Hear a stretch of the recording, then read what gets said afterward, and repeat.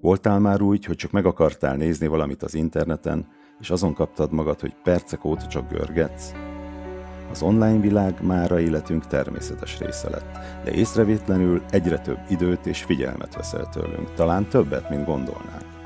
A közösségi média, a hír és információ áradat, a végtelen görgetés elrabolja az időnket, és eltérít a valóban fontos dolgoktól. Ráadásul befolyásolja a hangulatunkat, az önértékelésünket és a kapcsolatainkat is. Jézus ezt mondja, ahol a te kincsed van, ott lesz a te szíved is.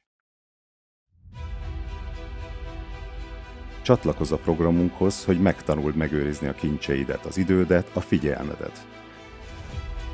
Konferenciánkon a legjobb szakemberektől kapsz elméleti és gyakorlati tudást. És ha kitöltöd a tudatos online jelenlét kérdőívünket, akkor 20%-os részvételi díjkedvezményt kapsz.